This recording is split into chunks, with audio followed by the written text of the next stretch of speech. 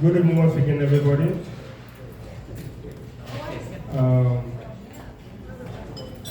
As said earlier, today we are celebrating the International Women's Day, the Rotary Club of Winnipeg, and we have a special guest in our midst today. So she has some real insight to give us. I will share some of the insight on our author profile so that we can go through it. But today, I want to introduce Janita D'Souza-Otley. She's a PNP, PRM, Broski, ITU, LP. She's a visionary leader, technology executive, advocacy for women and diversity. Janita D'Souza-Otley is a trailblazer in leadership, project management, technology, and she's dedicated to empowering women, advancing diversity and fostering inclusion. Originally, she is from Ghana. She came to Canada as an IBM Canadian intern over 30 years ago, and has since become a catalyst for change across multiple industries.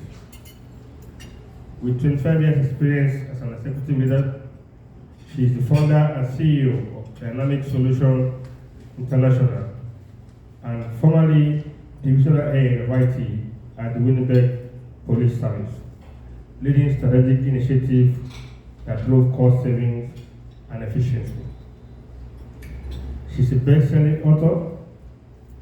Her book, including Evolution of Leadership in STEM, Women Catalyzing Change. Janita is a keynote speaker addressing leadership, equity, inclusion. She serves on multiple boards, which includes Women in Cybersecurity, Western Canada. She's a founding member and a board advisor. She's also on board of the University of Manitoba, Board of Governors. She's a former chair of the Audit and Risk Committee. She's on the board of Mission Queen's Girls, United Nations, Ghana. She's a patron. And she's on Advisory Council of Economic, Immigration and Settlement. That was in 2023. She's a mentor and advocate for women in STEM. Janita supports career transition for immigrants and promotes leadership through mentorship volunteerism. Today, in celebration of the International Women's Week, she will present to our club a paper titled Empowered to Lead, inspiring women to accelerate action and lead with purpose. Sharing strategies for women to step into leadership and drive change. She will emphasize that leadership is about action, not titles, as women have been leaders at homes, workplaces, communities, but often hesitate due to self-doubt or societal norms or lack of mentorship. We're aligning with the with the International Women's Day team, Accelerate Action. This session we equip people here and people that will listen to this recording with practical tools to seize opportunities, take decisive actions, and lead with confidence. Through personal insights, real life stories, and volunteer experience to highlight the power of mentorship, intergenerational collaboration, and small intentional step in fostering leadership. She resides in Winnipeg, Manitoba, with husband and 3 sons. Fellow Rotarians and guests, can you join me in welcoming Janita D'Souza-Otley to the podium?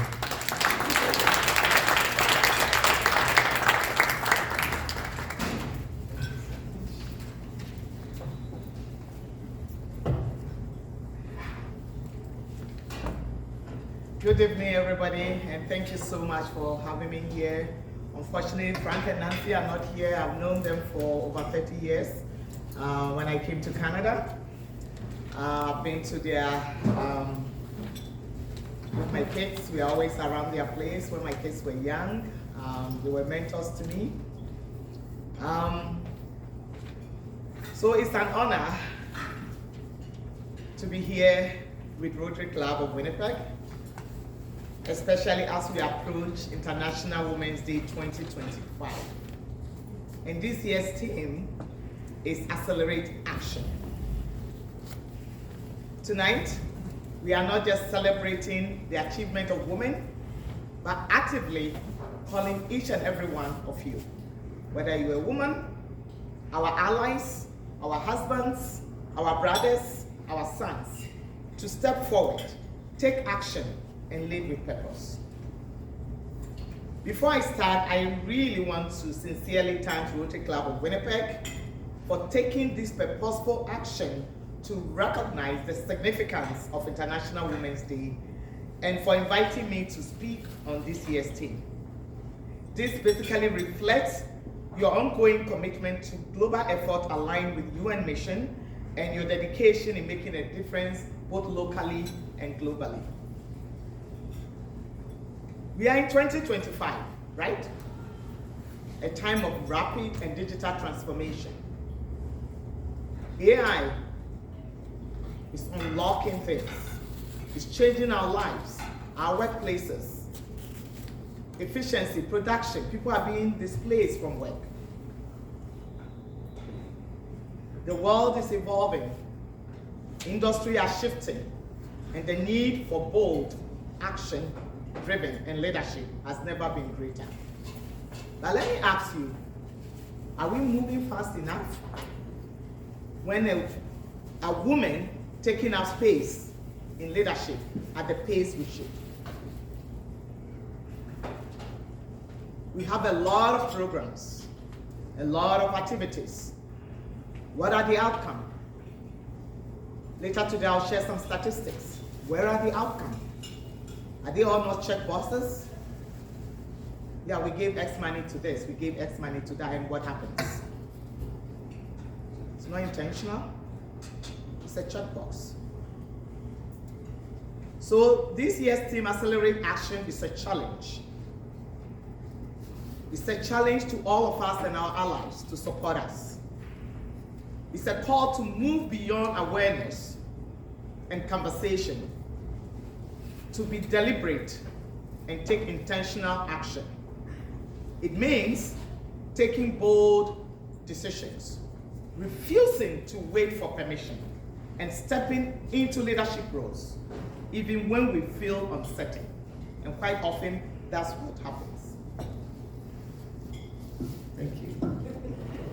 I don't want to miss a word. No, that's okay. It's about recognizing that leadership begins where hesitation ends. Because I've mentored so many women, and that's my passion. And we hesitate. Many assume that leadership is reserved for high-profile people, elite roles, or you have to belong. Says who? Real leadership is about action, influence, and your willingness to step up and create positive change and be vulnerable. Whether in our workplaces, in committees, volunteering, in our homes. As John Maxwell said, leadership is not about titles, it's not about positions or flowchart, nor is it about corner office. It's about influencing and uplifting others. When I first arrived in Canada, I've never served on a board. But when my son was 3 months old, his daycare needed volunteer. With that proud experience, I raised my hand to become a board member. Never been on a board, doesn't even know what it means. That experience taught me how boards function, how to contribute to decision making, how to lead a meeting, what a consensus means, what stakeholders means, and how leadership is all about. how to contribute to society. So leadership is about showing up and being willing to learn. Eventually, I became the VP of the board after a couple of years. Now all the women in this room and all the girls in this room and all the girls we have in our lives, women are already leaders. We manage households. I remember as a young girl, when I come back from school, I have to help my mom in the kitchen before I do my homework.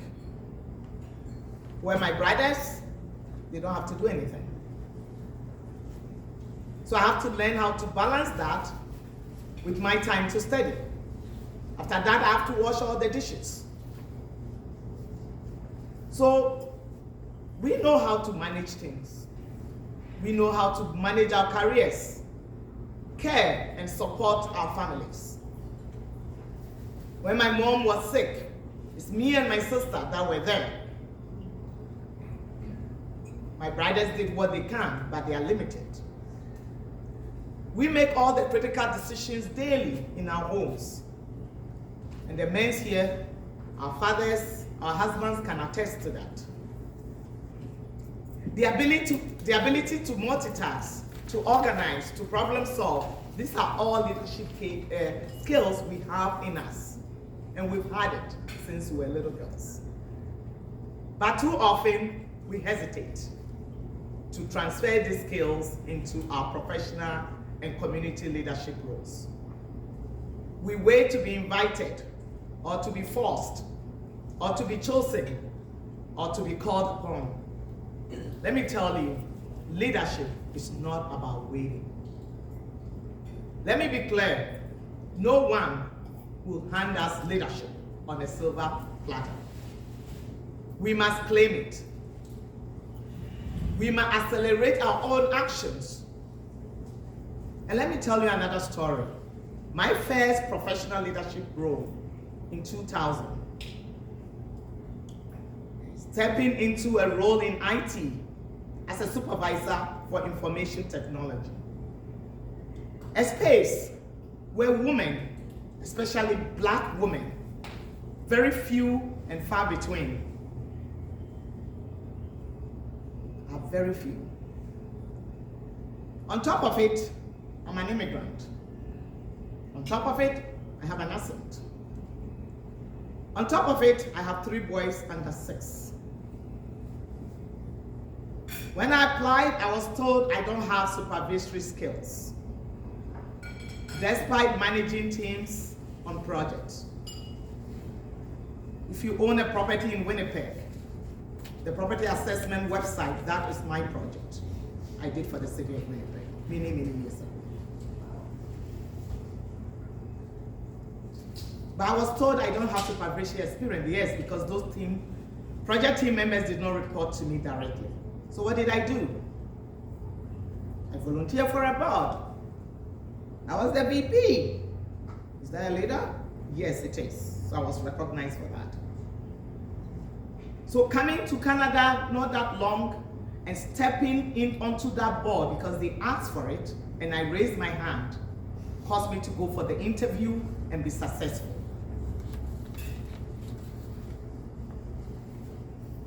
So despite our strength and our contribution,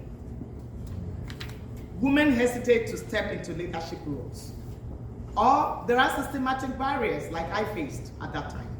And there is still a lot. I don't have the whole day to talk about it.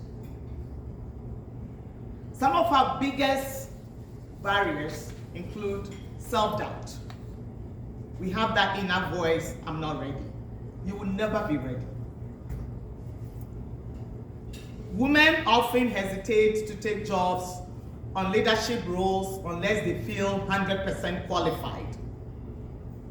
I'm sorry, I apologize for the men. While men, even if they are 30%, they are going to do it, they will fail miserably, and they are doing very well.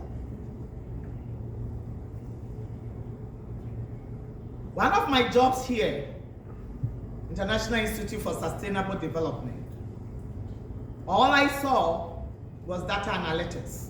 Everything else, I knew nothing about. Sustainable development, I was like, what's that? But I built my confidence. I applied for it. And guess what? I got it. I've mentored so many women who said, I don't think I'm ready. I pushed them. But when they step forward, they prove themselves that they are capable. Last year, when Ghana Pavilion was starting their own pavilion, they needed sponsorship chair. Nobody wanted to do it. I raised my hand again. That's my community. I want to leave a legacy for my boys. I picked 4 of my Ghanaian students from U of M. They all were like, Auntie, I've never done that. I don't know what sponsorship is about. I won't do it. I can't. God, I can't. I'm like, I don't care. You're doing it. I said, I'm leading it, but you're doing it. Guess what today? After the thing, one of them stepped up to become the chair. And they are doing an amazing job. They've networked. It's in them all along. So we provide leadership all along. We just need to believe in it and have somebody to push us. The other barrier is hesitation, and that has to end. I'm sorry. We have to end it. That's why this year's theme is accelerate action. We don't want a checkbox. The fear of stepping outside our comfort zone. Comfort feels good, eh? Does it? The fear of failure or making mistakes holds most of us back. But with every great leader has faced uncertainty. I have made my fair share of mistakes, but I've learned from them, I've grown through it. Leadership isn't about knowing everything. It's about having the courage to take the actions despite uncertainty. So, a political party had a big meeting and they were talking about inclusivity. So I went to that meeting. Again, I was the only black, maybe 2 blacks, only black woman. They did a great presentation on how they want the party to be very inclusive. At the end, I raised my hand. I was asked, you are not on the agenda. I said, yes, I know. But you just did a good presentation. I love the presentation, but I have questions. I challenged them.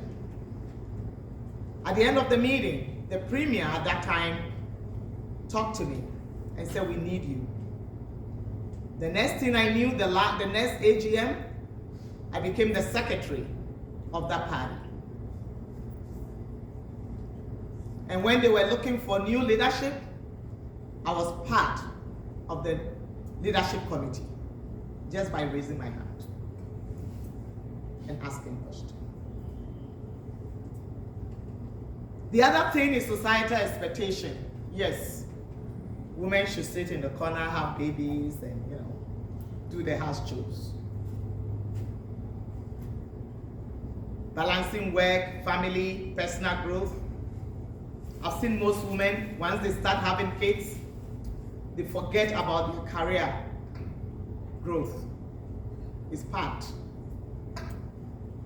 I have friends who've done that and regretted it. I won't be here today if it wasn't my dad.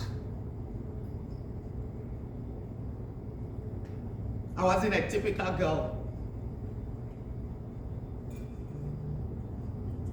I didn't play with dolls. I just like to figure things out. But my dad believed in me.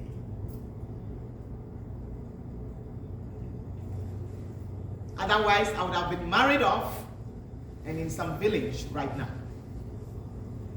But here I am. Because one person believed in me, and that was my dad.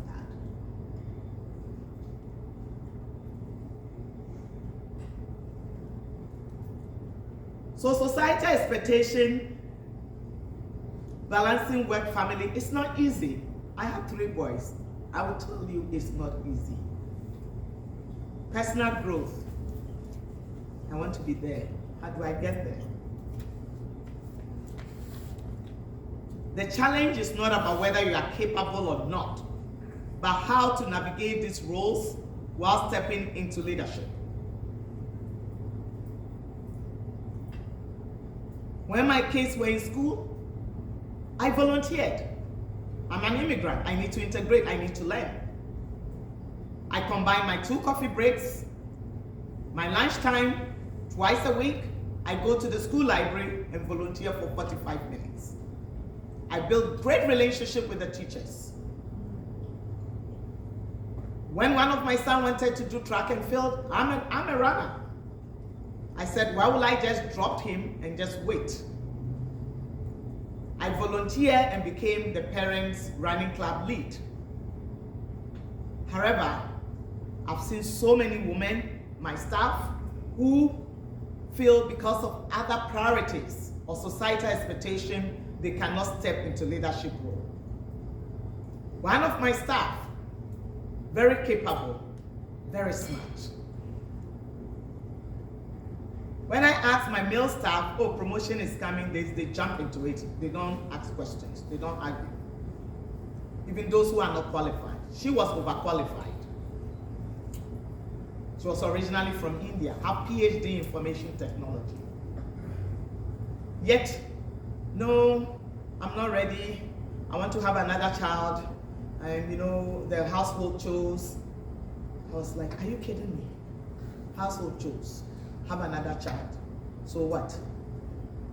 Do you show up at work every day? Yeah. So what's going to change? Leadership, managing people, all that. I was like, no, you are applying. She did.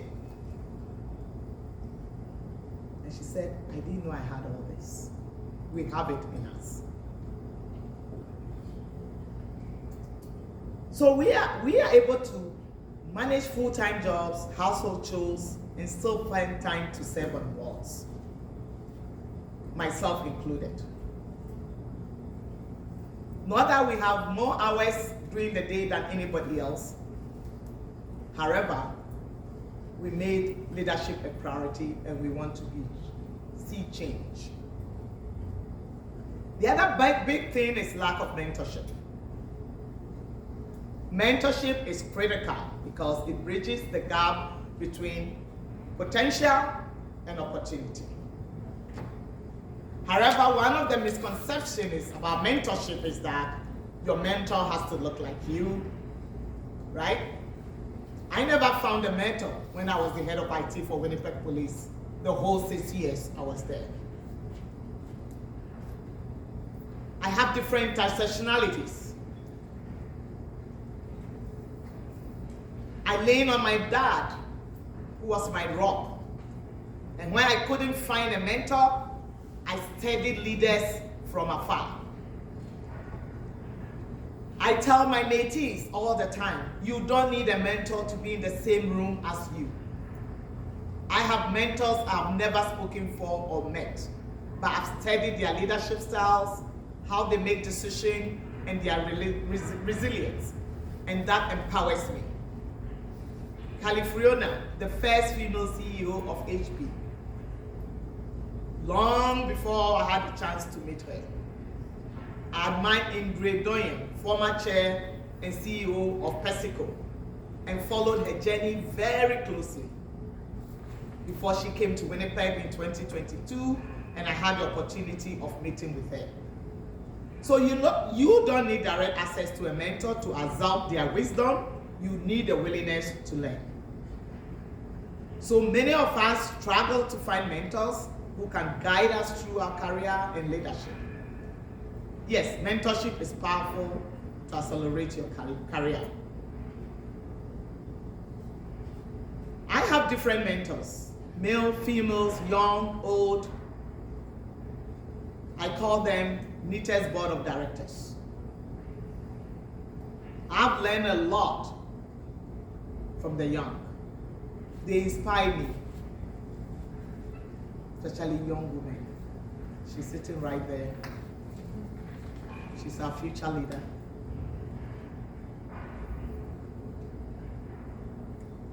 I also have sponsors, people who see potential in me. Like speaking here today, I'm not a professional speaker. It all began in 2020. I love to teach, so I've always been teaching. When it was 30 years in Canada, and I was telling my son how privileged I feel, he said, "Mom, that's great. Why don't you write it and post it on LinkedIn?" Then the next thing I knew, the Society of Women in Science and Technology contacted me. We are looking for somebody to talk at the UN Virtual Status of Women Conference and represent Canada. I was like, what? I did it. After that, people go, wow, you were so authentic. Just sharing my story as I'm doing here today. My friends I grew up with encouraged me on this journey and advocated for me to be speaking at different opportunities. This has now become my passion, a passion I never knew I had, and it's been transformational. A passion that had led me to retire early and lead with passion, purpose, and impact. Empower, uplift, and transform lives. Now let me take you and tell a little bit about some statistics. In Canada, not president, only 5% of females hold president positions, 25% for vice president, and 15% for CEO position. And that's why this year's theme is about accelerating actions. In the tech industry, where I belong, only 23% of the whole workforce is women. 5% hold CEO. Despite equal qualification, women are 30% less likely to be promoted than their male counterpart. And I have a lot of stories to talk about. When I retired, one of my staff, a white male, came to me and said, "You should be the CEO. But I know they won't give it to you because you speak up and do what is right."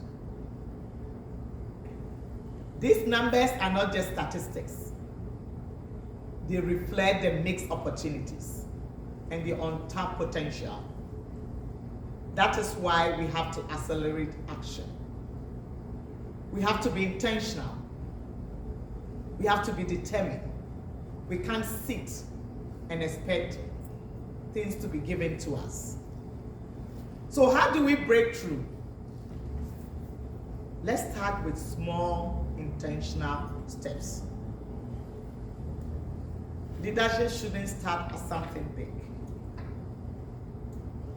Another big defining moment for me in Winnipeg was when I attended a Parents Guild meeting at my son's high school. They needed someone to organize the teachers' Christmas luncheon. No one volunteered, so I raised my hand again. Even though I have never planned anything beyond my kids' birthday parties. I was like, what the heck? What did I do again? But I was willing to learn.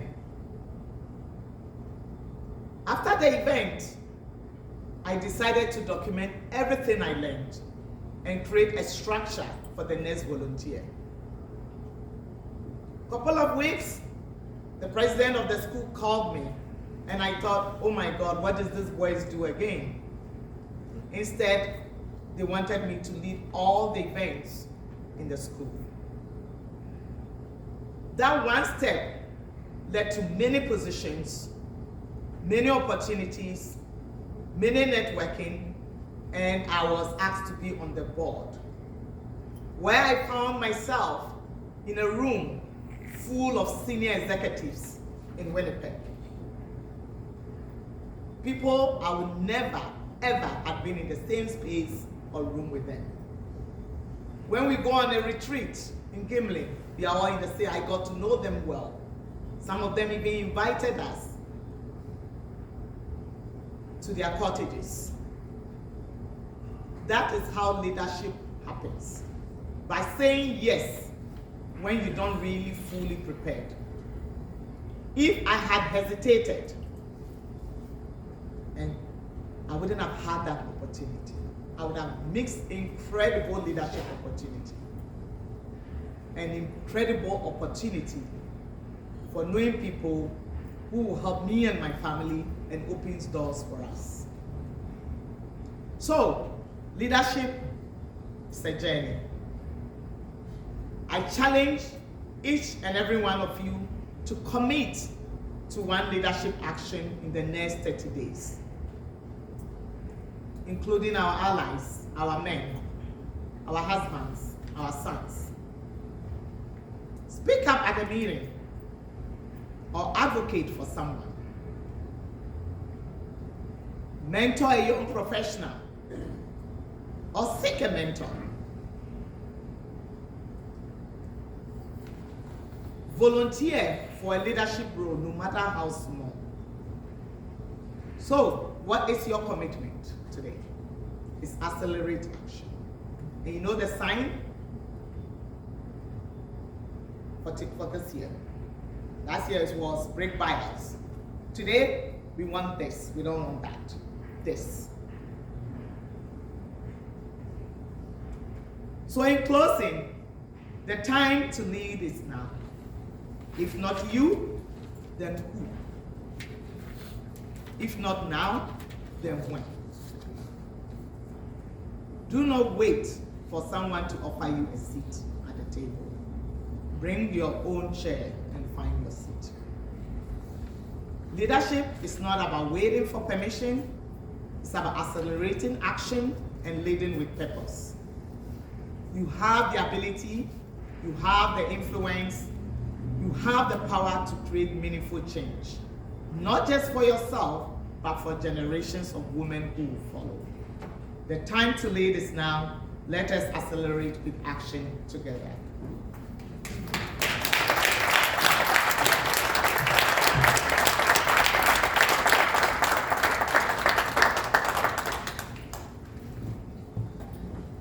Wow. Thank you very much. Sometimes, even though I'm not a woman, I was wondering so many things that applied to me in terms of association. I remember when I was planning to chair this meeting, I was really, really scared. Like, this is my first time.